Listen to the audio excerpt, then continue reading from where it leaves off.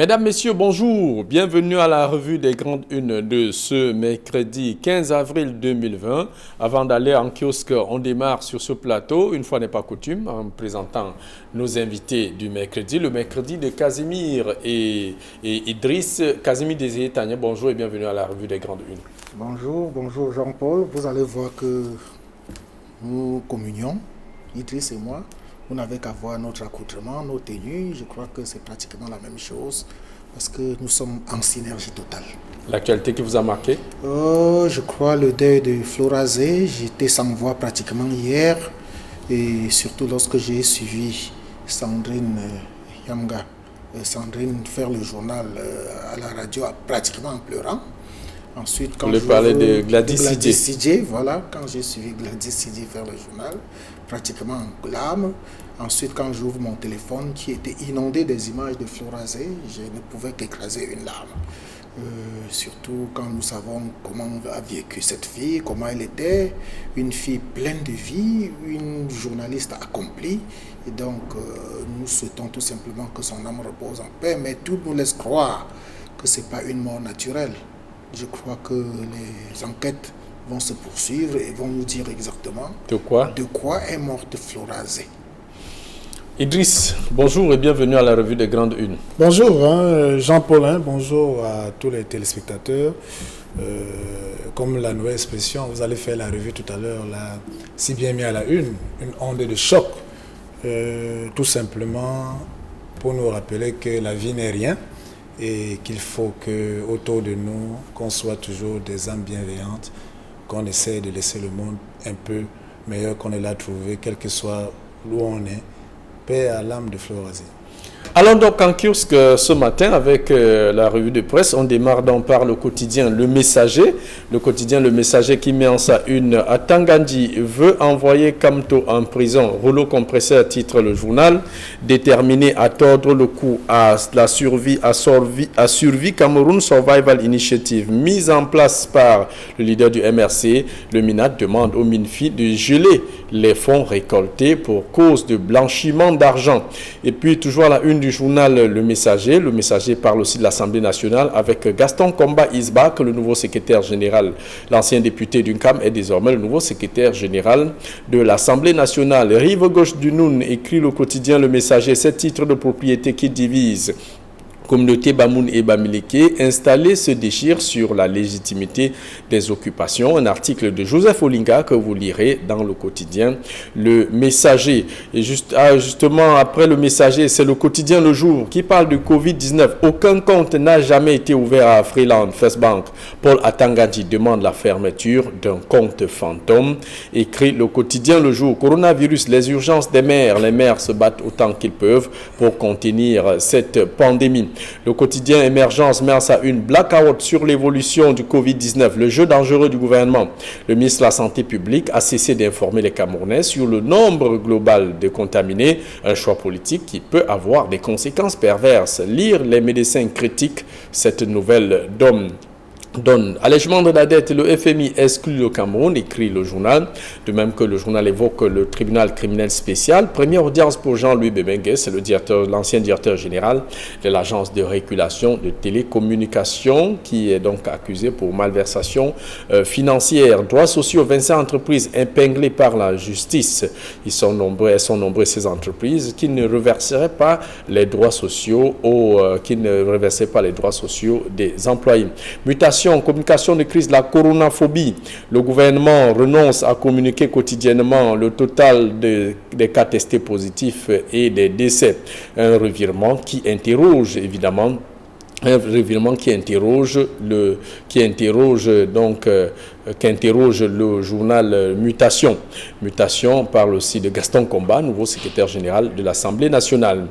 L'œil du Sahel, Marois, les prix flambent sur le marché depuis depuis la déclaration du Covid-19 au Cameroun. Les prix ne cessent de flamber. Parfois, ils sont passés du simple au double dans la ville de Marois, indique le journal L'œil du Sahel, tout comme le journal de Guibaï Gatama évoque aussi ces 2 camions incendiés par Boko Haram dans le Logon et Chari. Le journal Diapason parle de coronavirus. Pourquoi Manaouda a changé de ton? Le journal indiquant ainsi, revenant ainsi sur ce mutisme du ministre de la Santé publique depuis quelques jours. La population ne sait pas si le nombre de contaminés a augmenté ou elle a diminué, encore moins le nombre de cas. Lutte contre le Covid-19, écrit Cameroun Tribune au cœur de l'état-major, immersion au sein du Centre national des opérations des urgences de la santé publique, qui coordonne toutes les activités nationales de surveillance, d'investigation, d'intervention rapide, de prise en charge, de sensibilisation et de communication. Le journal vous invite à lire son grand dossier.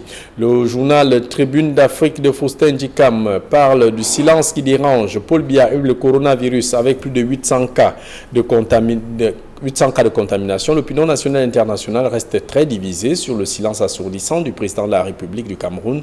Par ces temps difficiles, les Camerounais aimeraient voir et entendre le chef de l'État qu'ils ont élu. Un éditorial de Faustin Djikam que vous lirez dans son journal.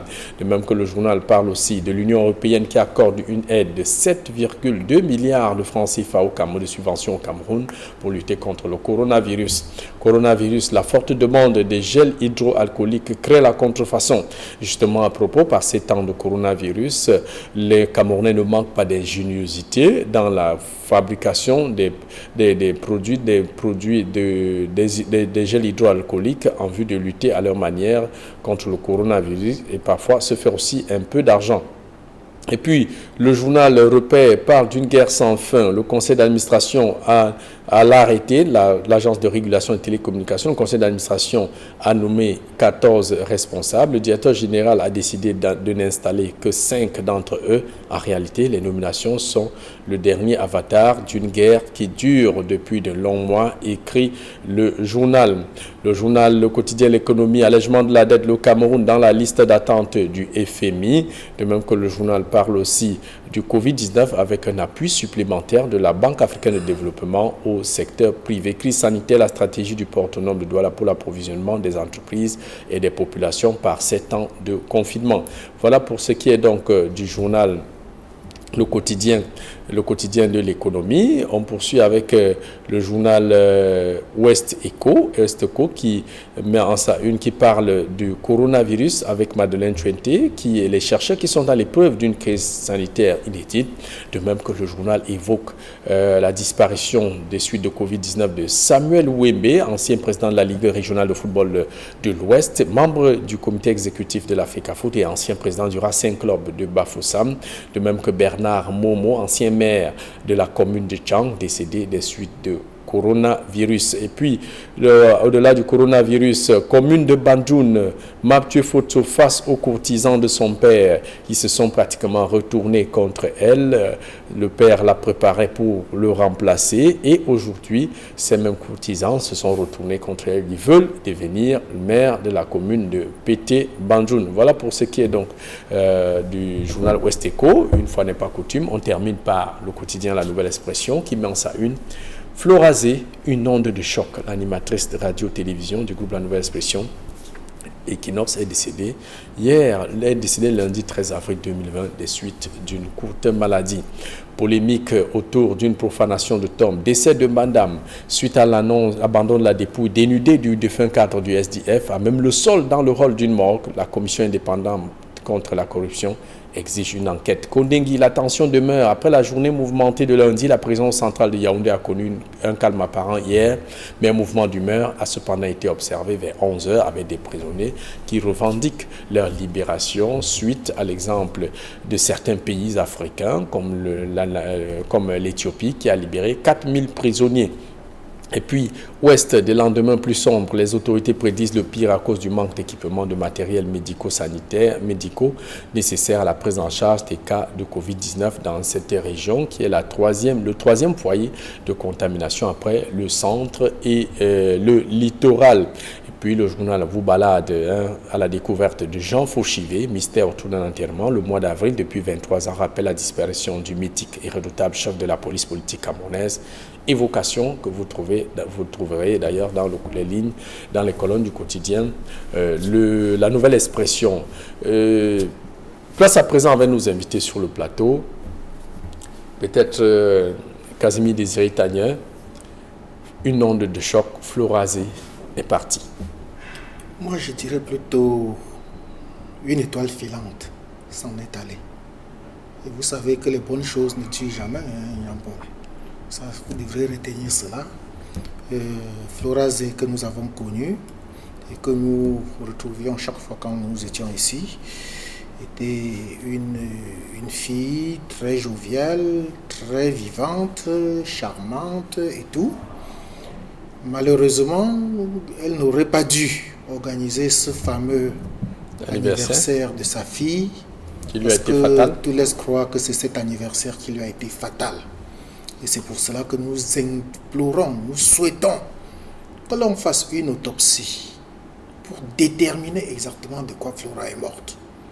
Il est vrai qu'en déterminant de quoi elle est morte, ça ne la ramène pas. Ça ne ramènera pas à la vie, ça n'indiquera pas exactement aussi qui l'a tuée, mais au moins on aurait su que cette intoxication alimentaire dont elle a souffert pour quelques heures seulement n'était pas gratuite. Et alors là, on maudirait jusqu'à la 4e génération les membres de la famille et l'homme, ou bien celui-là, avec un grand H, par qui la mort de Flora serait arrivée. Vous savez que même la malédiction est prévue dans la Bible. Parce que les gens ne le savent pas. Elle est parfois pire que la mort. La malédiction est même pire parce que c'est prévu que lorsque vous avez accompli un acte triste, cela vous suit jusqu'à la 4e génération. Donc, c'est ce que nous souhaitons pour le meurtrier de Florazé. Idriss? Oui, moi je vais juste prier les parents, les amis, à rester en prière. Vous savez, il faut, dans des moments comme ceux-ci, se confier au Seigneur. C'est lui qui décide de tout, c'est lui qui est la fin de tout. Donc, juste, il n'y a que la prière qui peut apaiser dans ce type de situation. Donc, j'invite les téléspectateurs, les parents, les amis, les frères, les sœurs de Flora, les collègues, les confrères de la presse, tous touchés par sa disparition, de se mettre en prière et de confier au Seigneur Flora, et que à travers cette onde de choc, qu'on puisse savoir que à tout, comme on le dit dans les Saintes Écritures, que ce soit dans le Coran, la Bible, tout ça, qu'à tout moment tout peut arriver. Nos vies sont frêles, nos vies ne tiennent qu'à un fil. Et c'est triste comme cela, l'humanité, mais c'est ainsi. Idriss, j'ai cru être devant un homme d'église qui parlait. Voilà, on va donc prier pour que l'âme de notre collègue repose en paix. D'une page triste à une autre, Casimir Désiré Tania, je veux d'abord vous apprécier avec vos charmantes tenues à l'africaine. Bon, certainement et toi avec Alors, toi avec Jean-Paul. Merci Casimir Désiré Tania.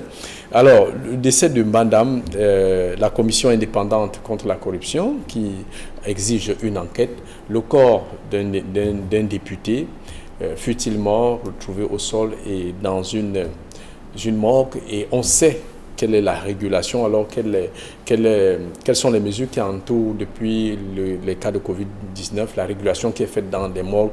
Comment expliquer que les images de l'honorable Mbandam se retrouvent sur les réseaux sociaux? Il est pratiquement dénudé. C'est la lancinante question. C'est la question qu'il faut se poser. Comment est-ce que cela est arrivé?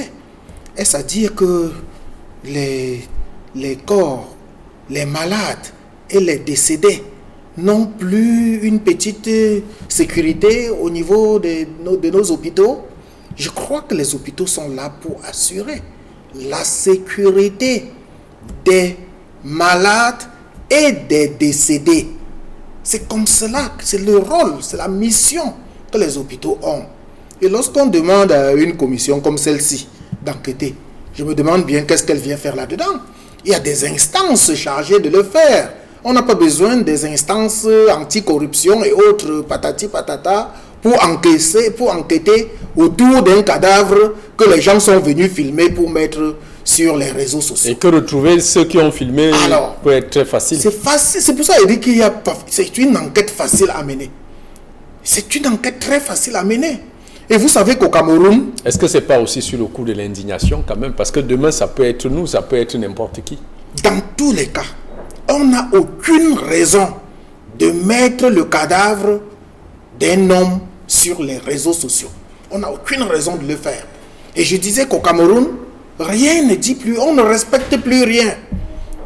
Rien ne dit plus rien à personne. On se lève un matin, on fait ce que l'on veut, et puis moi, à un moment, je me demande même si, comme François Mitterrand l'avait dit, est-ce que l'Afrique était mûre pour la démocratie? Parce que lorsque ce pays était géré avec un gant de velours dans une main de fer, on n'avait pas vu ce pareil dépravation des mœurs. On ne voyait pas ce genre de dérapage. Vous voulez dire sur le président Ahidjo? Bien sûr, vous comprenez bien de quoi je parle.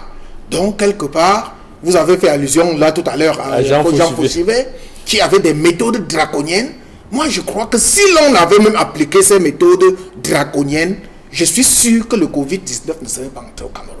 Mais parce que nous voulons toujours trop de démocratie, on dit trop de démocratie, tu la démocratie. Moi, je crois que c'est en train d'arriver. On se lève un matin et j'apprécie là le ministre du Shadow Cabinet du SDF qui a dit que ceux qui ont filmé font de la nécropathie politique. Voilà, ça c'est le mot qu'il a utilisé. Ceux qui ont filmé le corps de Mbadam ont fait de la nécropathie politique. Maintenant, est-ce que ce sont les hommes politiques qui ont filmé? C'est pour cela. C'est-à-dire ils font de la politique sur la nécrologie. Ce qu'on ne doit pas faire. Lorsqu'une personne est décédée, elle est décédée, tout le monde s'incline et on garde sa mémoire. On respecte sa mémoire, on garde son cadavre jusqu'à l'inhumation. Idriss, comment comprendre ce manque de décence vis-à-vis des personnes, des personnes disparues? On se rappelle ce qui s'est passé au lycée bilingue de Deido avec l'élève qui était entré au bloc opératoire et avait perdu la vie. Ce sont les infirmières qui avaient filmé et balancé sur les réseaux sociaux. Le directeur de l'hôpital avait d'ailleurs fait les frais avec des suspensions. Comment avons-nous atteint ce niveau de décrépitude morale, Idriss? Oui, et la nouvelle expression, en posant, à travers cet article aujourd'hui, relève une sorte de cartographie, une sorte de photographie de ce que nous sommes. Vous l'avez tantôt dit que ce n'est pas la première fois, nous sommes déjà habitués, mais malgré même les décisions, les sanctions du ministre de la Santé concernant le lycée de Deido. Aujourd'hui, l'hôpital de Deido. L'hôpital de Deido, j'allais dire. Aujourd'hui, voilà l'honorable Mbadam qui se retrouve. Il y a deux niveaux. Alors, supposons que quelqu'un de mal intentionné a pris celui. Comme aujourd'hui, les Camerounais ont pris la manière de tout filmer. Au lieu d'apporter, par exemple, l'assistance à un accidenté, ils prennent du temps à filmer. Je vous dis que dès qu'il y a une situation qui arrive, il y a des gens, première réaction, ce n'est pas la réaction de secourir. C'est-à-dire qu'il devait être le réflexe. C'est-à-dire pour sauver la vie. Mais la première réaction c'est de filmer. C'est de filmer et être le premier à partager. C'est incroyable. C'est-à-dire que, mais le problème, c'est que les gens sont prompts à filmer les autres. Ils sont prompts à filmer même ce qu'il ne faut pas filmer. À partager l'intimité des autres. Mais ils ne sont pas contents lorsque demain on filmera leur intimité. Ils seront les premiers même aussi à crier. Donc pour dire que ce que nous faisons aux autres, on peut nous le faire demain. Alors il faut dire que maintenant que cette personne a filmé l'honorable Mbadam, paix à son âme, partager, qu'est-ce que ça coûte même à ceux qui voient ça de ne pas partager? Parce qu'il faut voir les responsabilités à deux niveaux. Il y a la première personne qui filme le Maccabée et met sur la toile. Maintenant, parce que toi, tu viens, tu découvres ça, tu partages. Tu commences à faire des commentaires. Toi aussi, tu es un fautif. C'est-à-dire que nous sommes devenus des participants. C'est-à-dire que les gens indécents et qui n'ont même plus d'état d'âme. C'est incroyable. C'est-à-dire, toi qui vois cela et tu partages dans le groupe WhatsApp. Tu vois cela, tu partages sur ta page Facebook, dans le groupe Facebook. Pourquoi? Quel est ton intérêt par rapport à cela? Mais quel est ton intérêt? Je peux voir une image choquante, mais je ne suis pas obligé de la partager. Je même la supprime, je peux même la signaler à Facebook que cette image n'est pas. Je signale pour que Facebook... Mais c'est de ça qu'il est question. C'est comme ça que nous attendons aujourd'hui les internautes. C'est-à-dire qu'à lire la responsabilité sociale. À lire cet article, il faut que les téléspectateurs et les lecteurs en lisant cet article se disent que nous-mêmes, de manière inconsciente, peut-être d'autres le font inconsciemment, sachant que nous ne devons pas partager les mauvaises images. Et maintenant, de l'autre côté, c'est une question d'éducation. Vraiment, Casimir parlait tantôt de main de fer dans un gant de vélo. Vraiment, Casimir, on ne va pas rentrer dans la dictature. Non, moi je dis, nous avons la responsabilité d'éduquer nos masses. C'est ça. En fait, c'est pour dire que nous sommes venus dans la démocratie sans que l'éducation ne soit faite. Il faut qu'on reconnaisse cette défaillance. Parce que dans l'éducation, pourquoi, je vous prends un exemple, que ce soit en Occident, là où la démocratie a pignon sur rue. Avez-vous déjà vu le partage des images, n'importe quoi, tout ça alors? Mais non, parce que c'est une question d'éducation. Mais ici, chez nous, nous pensons, c'est-à-dire que comme on dit au quartier, le Congo, ça, c'est-à-dire quand quelque chose ne se passe dans la famille, je suis prêt à venir en parler. Oubliant que ça peut ça va m'arriver, on parle. C'est ça qu'il est question. Il faut qu'on sorte de ces camerounaiseries. C'est-à-dire de cette manière de toujours être en train de propager des informations, qu'elles soient vraies ou fausses, et de pouvoir partager, faire écho. Non. C'est une question d'éducation. Respectons surtout les morts. Quand quelqu'un les personnes âgées, une famille vient de perdre une personne. Le problème n'est pas seulement Bada, ça peut être n'importe qui. On n'a pas besoin de filmer un macabé, un cadavre. On imagine ce que la famille pour pouvoir partager. C'est carrément indécent à un niveau supérieur. Donc moi je dis, cette éducation montre que nous avons des insuffisances aujourd'hui sur le plan de la moralité. Notre indécence morale, à tous, nous devons changer. Parce que montrons le cadavre de tel aujourd'hui, demain, ce sera le nôtre qui sera exposé. Exact. En tout cas, Casimir Désiré Tania, sur la tension à la prison centrale de Kondengi, le quotidien La Nouvelle Expression dit la tension demeure. Après le premier mouvement d'humeur, hier vers 11h, il y a eu un autre micro-mouvement d'humeur avec des prisonniers qui revendiquent leur libération, comme ça s'est fait dans d'autres pays. Finalement, au Cameroun, on sait très bien que les prisons camerounaises, il y a beaucoup de prévenus qui sont en attente de jugement, parfois d'un mois à plusieurs années. Pourquoi jusqu'ici? Comment vous appréciez cette sourde oreille du gouvernement sur la libération des prisonniers afin de sécuriser tout au moins le pénitencier d'une probable contamination de Covid-19? Il faut signaler qu'il y a eu des morts et du coup les détenus pensent qu'ils seraient morts de Covid-19. Vous avez utilisé le mot juste, Jean-Paul, la sourde oreille du gouvernement face aux cris de détresse. Et c'est un appel que Michelle Bachelet a lancé, la haut-commissaire des droits de l'homme aux Nations Unies. C'est une réalité. Il y a eu des morts à Kondengi. Et on a vu les images des cadavres au niveau des toilettes, au niveau des lieux de bain, à l'intérieur de la prison, même le sol. Ces cadavres-là, est-ce que c'était à l'issue du coronavirus? C'est le point d'interrogation. Mais dans tous les cas, on dit toujours prévenir vaut mieux que guérir. Il faut prendre des mesures. Il faut que le gouvernement soit proactif. Je l'ai dit, je le redirai 1001 fois. Si le gouvernement avait été proactif, Corona ne serait pas entré au Cameroun. Maintenant, on veut que Corona aille dans les prisons. Des prisons qui étaient construites dans les années 1950 pour 700 à 800 détenus. Et qui aujourd'hui se retrouvent à 5 000, 6 000, 7 000 détenus. Avec toute la promiscuité qui va avec. Imaginez un seul instant qu'un cas de coronavirus se retrouve à Kondengi. Mais ce serait la catastrophe. Pourquoi le Cameroun veut toujours se comporter comme un pays à part? Le Cameroun est un pays comme tous les autres. Et les autres pays n'ont rien inventé.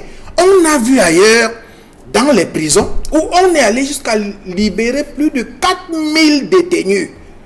Et nous savons que dans nos prisons sont pleines de prévention, des prévenus tout simplement, des personnes qui sont en détention préventive, c'est-à-dire qui n'ont même pas encore été jugées. Il y en a qui ont fait 3, 4, 5 ans sans être jugés. Et à la fin, on retrouve même qu'ils sont innocents.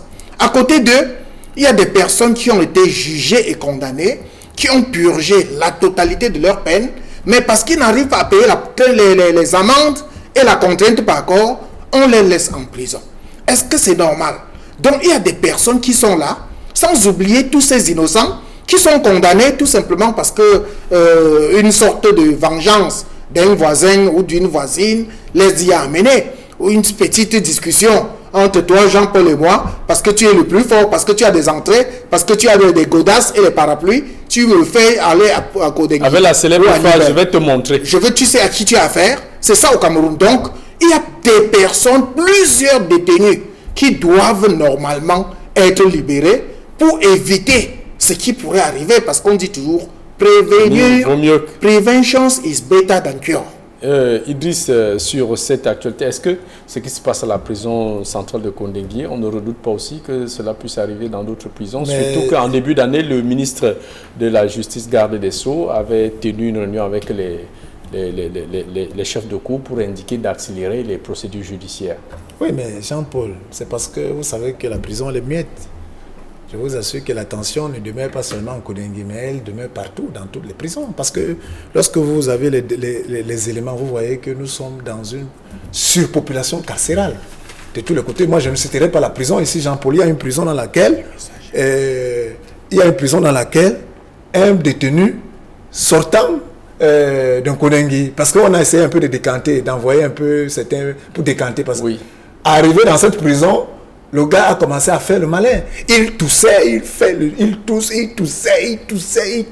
Il mettant mal à l'aise les autres prisonniers. Même mal à l'aise les autres, on dit mais non, c'est pas possible. Déjà, il n'était pas en prison, il vient d'ailleurs. Non, il est venu. Je vous parle de réalité dans une prison. Ça se passait la semaine dernière. Alors, on prend ce jeune homme, ce prisonnier, on l'amène à l'hôpital du district. Et il n'a pas fait 2 jours, il a pris la poudre de scampette. Il est parti. Donc, pour dire, ce n'est pas que c'est-à-dire que vous voyez la mentalité. Je dis que ce prisonnier a fait un premier plan et le voilà qui a pris la poudre de scampette. Qui est parti parce qu'en créant une fausse tout, une fausse truc à il a mis mal à l'aise, même les gars de prison. Mais je vous dis que ça veut dire que nous sommes un pays de malins et de dangereux malins. C'est-à-dire, voilà une situation où il y a véritablement des gens tels que Casimir le disait, qui ne doivent pas être en prison en ce moment. Ça veut dire qu'il y a des gens qui sont mis en prison, en garde à vue, parce que tel et tel, il a bien expliqué. Et ceux-là ne doivent pas être en prison. Et il y en a même qui sont là depuis 10 ans, 13 ans. On n'a jamais condamné. C'est quel genre de justice? Quelqu'un fait 13 ans. On a vu le cas de 8 ans. Sans jamais, là, il a fait... Sans jamais être jugé. C'est quoi? Mais il vient même au tribunal, on renvoie toujours. Après, on le libère parce que pour vous dire quelqu'un, comme on le disait très fort, il faut que ces gens de prisonniers soient libérés. Il y en a maintenant qui profitent de la situation du coronavirus pour créer des tensions.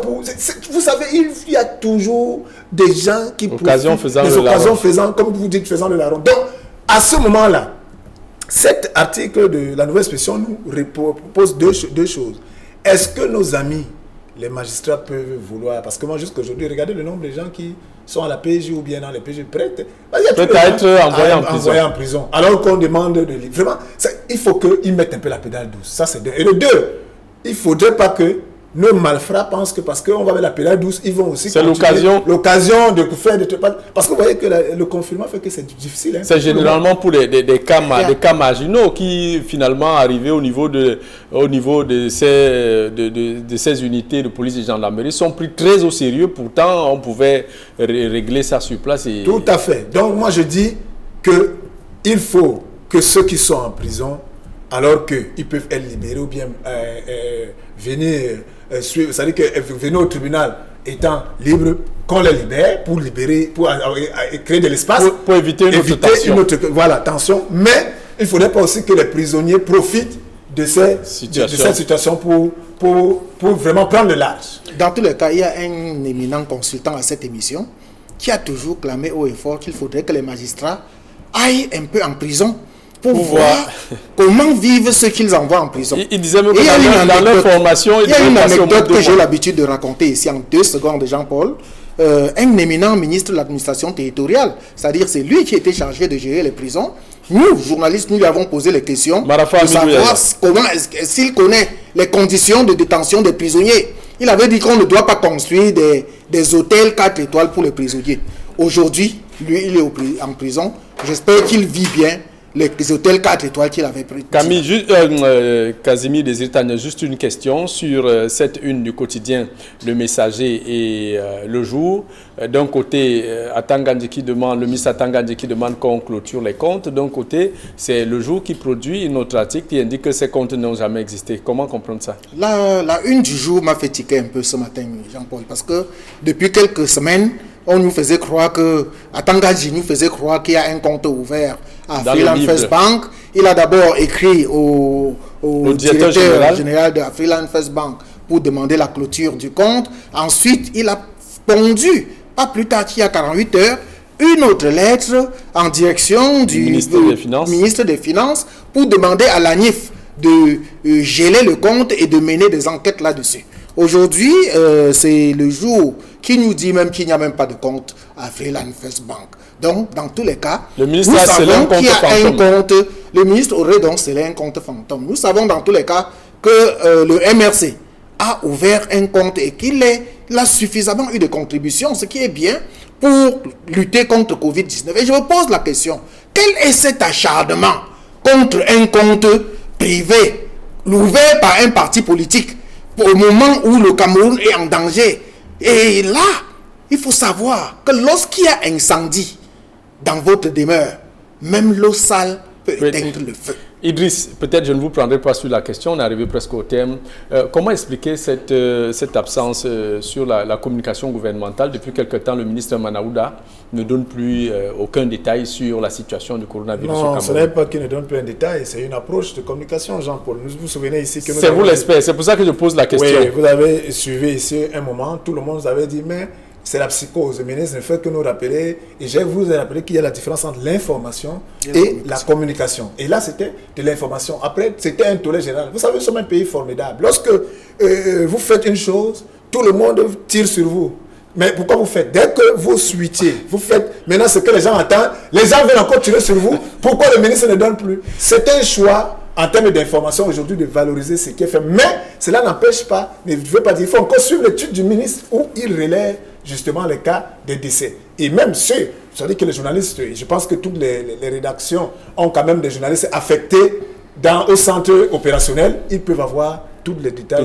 Voilà, en ce qui concerne. Mais c'est un choix de communication. En tout cas, la population qui s'inquiétait de savoir si la pandémie évolue ou elle est en recul. Mesdames, Messieurs, c'était tout pour cette édition de la Revue des Grandes Unes. Le seul proverbe, c'est évidemment prévenir vaut mieux que guérir, surtout par ces temps de coronavirus. Madame, c'était tout. Restez scotchés sur les programmes d'Equinox Télévision.